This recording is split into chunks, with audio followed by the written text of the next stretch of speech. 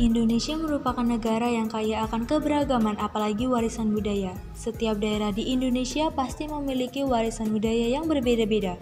Tetapi ada juga warisan budaya yang ada di seluruh Indonesia, salah satunya adalah batik. Batik merupakan warisan budaya Indonesia yang telah diakui dunia pada 2 Oktober 2009 oleh UNESCO.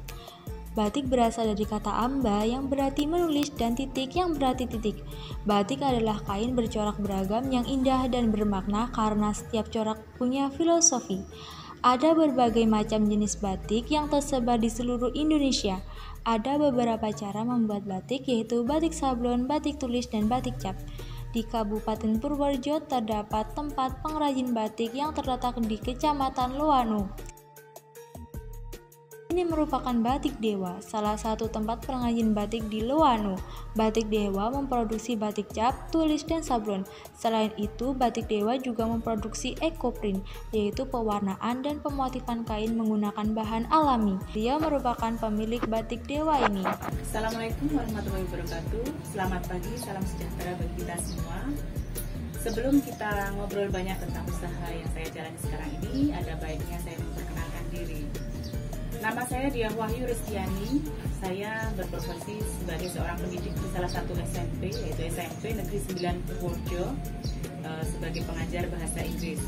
Kebetulan saat ini saya juga mempunyai usaha, yaitu membatik, yang saya sudah tekuni sejak tahun 2012. Saat ini saya tinggal di Dusun Kesambi, RT 1 RW 2, Desa Loano, Kecamatan Loano, Kabupaten Purworejo, Jawa Tengah. Suka batik itu sudah sejak lama ya. Melihat orang memakai batik itu sepertinya ada karisma tersendiri ya. Kemudian saat itu kebetulan suami saya kan bekerja atau berdinas di Pekalongan, di Kabupaten Pekalongan, yang kebetulan di sana adalah daerah batik. Setiap kali pulang ke Purworejo pasti dia bawain saya batik. Saya nyoba, saya coba-coba depan kaca, fokus ya gitu. Melihat orang ngelihat pakai batik itu rasanya gimana gitu, asik banget gitu. Nah, kemudian keterusan saya jadi senang batik sampai saat ini, dan membuat sendiri juga supaya bisa dinikmati oleh orang lain.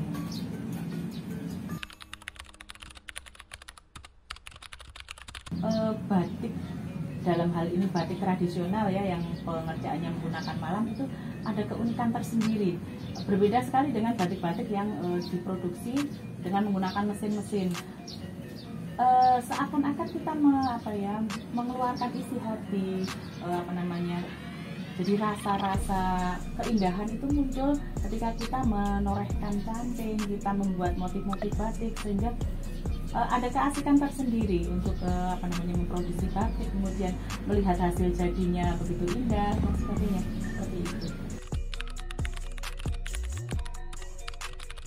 Untuk motif-motif batik itu tidak terlalu sulit saya rasa ya, karena saya ketika membuat batik itu orang akan melihat alam sebagai inspirasi, kemudian melihat banyak sekali objek yang bisa ditorehkan dalam motif-motif batik itu sendiri. Jadi tidak begitu tidak begitu susah atau sulit untuk mencari motif-motif batik itu baru, karena kita juga mempunyai Purworejo itu mempunyai banyak sekali ikon-ikon lokal seperti ikon kuliner, ikon kemudian religi dan sebagainya, tari-tarian, seni budaya itu bisa kita masukkan dalam motif-motif batik yang sudah distilir atau sudah digayakan, sehingga menjadi motif-motif yang asik untuk dilihat.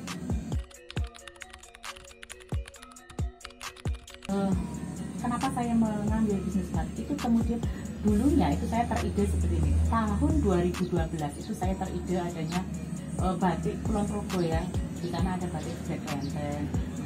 Kenapa enggak sih Purworejo juga mempunyai batik-batik tradisional yang merupakan ciri khas dari Purworejo itu sendiri. Kemudian ada yang motif-motif seperti kuliner ya, seperti celokot, seperti geblek dan sebagainya. Kemudian ada tari andolalanya juga, ada ikon-ikon kita terkenal dengan beduknya dan sebagainya. Kemudian kita masukkan ke dalam motif batik, dan kita mix dengan motif-motif yang sudah ada, motif-motif alam yang lain, kemudian jadilah motif-motif batik itu. Saya terinspirasi dari tetangga ya, kabupaten tetangga. Jadi ingin saya membuat batik sendiri di sini. Kebetulan bapaknya waktu itu juga di sana sebagai seorang babinsa di Pekalongan. Jadi sudah lekat sekali dengan dunia perbatikan ya. Ketika kembali ke Purworejo, kemudian kita mengembangkan batik di Purworejo supaya masyarakat Purworejo sendiri juga tahu, mencintai produk-produk dari Purworejo itu sendiri. Saya dan suami saya waktu itu tahun 2012 kita mulai produksi sendiri untuk batik cap, batik tulis. Itu awalnya sendiri. Jadi kita sendiri, jadi bukan dari warisan nenek moyang yang dulu-dulu, belum. Jadi kita yang memulai memang ya, pionir sebagai perajin batik di Loangan. Untuk prosesnya sendiri, waktu itu kita mengawali dengan pembuatan batik cap yang kita utamakan waktu itu ya, sesuai dengan tahap-tahap keterampilan yang bisa kita laksanakan, kita lakukan waktu itu ya. Jadi kita menggunakan canting-canting dari tembaga, kita membuat motif-motifnya, kemudian dibuat dalam bentuk canting capnya, kita membuat produksi berbagai macam motif kita buat. Untuk lama pembuatan batik itu sendiri tergantung dari jenis batiknya, kemudian kerumitan motifnya juga, kerumitan warnanya juga.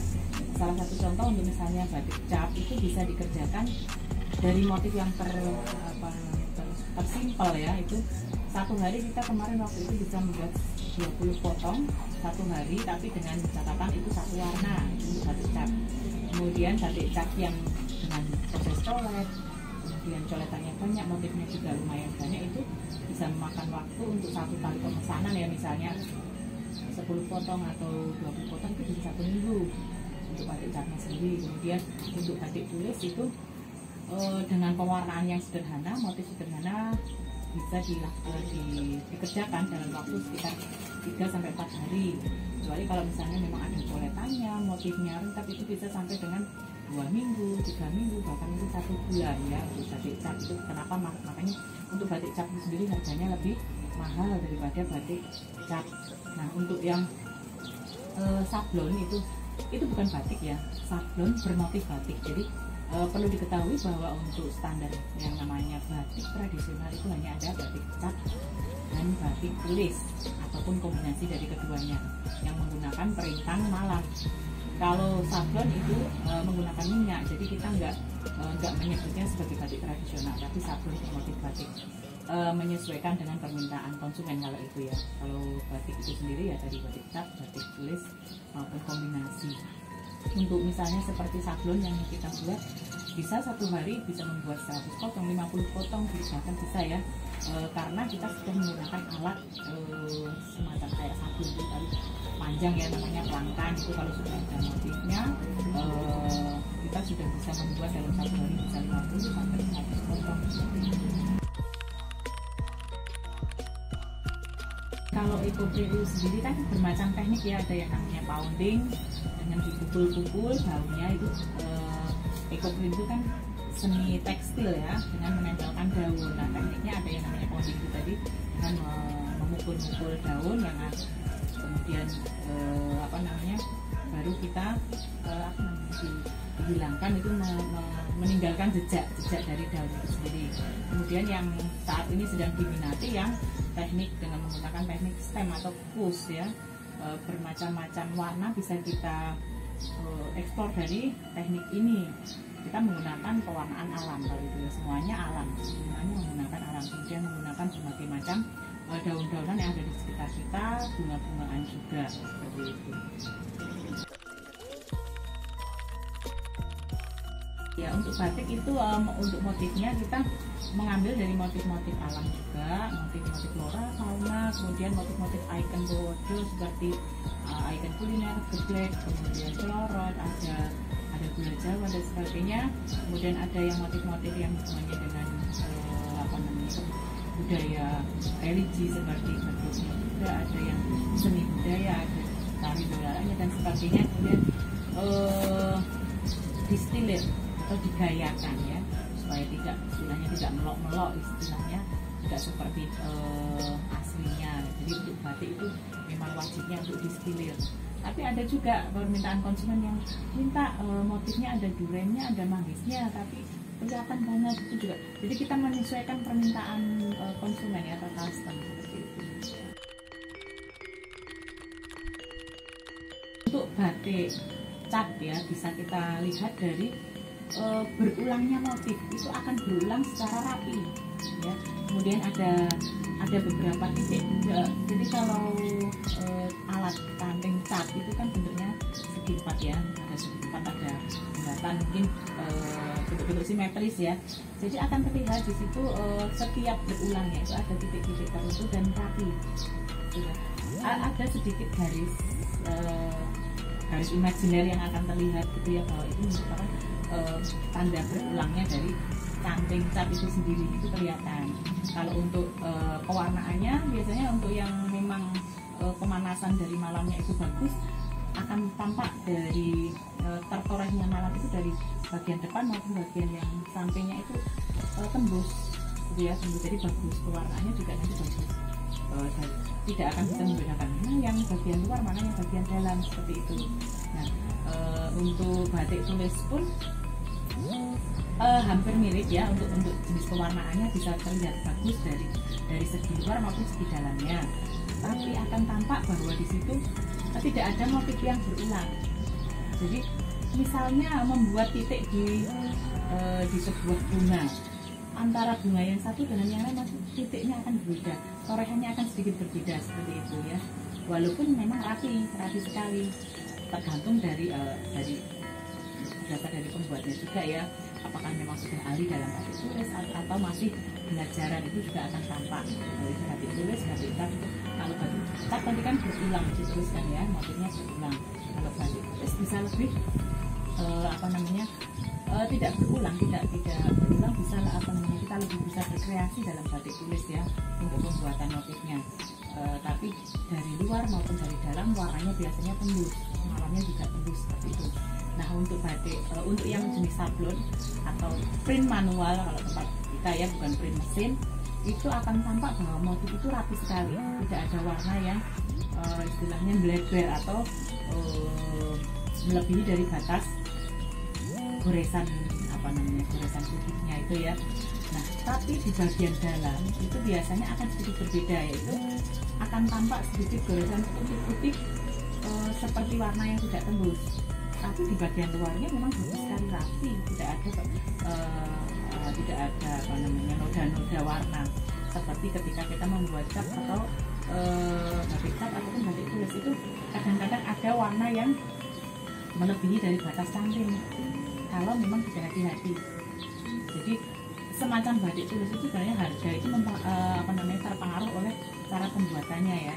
Misalnya kalau memang itu rapi sekali, bahkan ada satu lembar itu yang seharga 350 juta itu ada, karena sangat rapi dan pembuatannya mungkin dalam waktu 2 tahun, karena dia sangat menjaga kerapian. Itu dari senior saya ya, dari Pekalongan waktu itu kita mendapatkan pelatihan dari beliau, dari Pak Sapuan waktu itu. Tapi kalau misalnya yang diburu cepat dari konsumen, kadang-kadang ada sih warna-warna itu tidak rapi, jadi melebar menembus dari batas canting, seperti itu. Jadi juga mempengaruhi harga kalau menurut saya, seperti itu. Kualitas, kalau kita berbicara kualitas antara batik cat, batik tulis, batik sablon, tergantung dari pengerjaannya. Apakah memang bagus sekali, rapi sekali, kemudian dari bahan yang digunakan, bahan kualitas berapa, itu juga pengaruh ya kualitasnya, tergantung pengerjaannya, seperti itu. Kalau yang rapi sekali ya berarti kualitasnya memang bagus. Kalau misalnya yang masih belajaran atau mungkin karena diburu waktu, karena order ya, karena order kan kita biasanya seperti kan kadang ada yang sedikit tidak rapi, seperti itu ya, itu berarti kualitasnya masih di bawahnya, seperti itu. Kalau yang untuk sablon seperti itu bisa ditanggung rapi untuk motifnya, akan tetapi kan itu bukan termasuk batik ya. Jadi bisa dibayangkan ketika kita berbicara batik itu hanya batik tradisional, batik tulis, batik cat. Kalau yang sablon bermotif batik itu lain lagi, itu bukan standarnya bisa dikatakan batik itu bukan.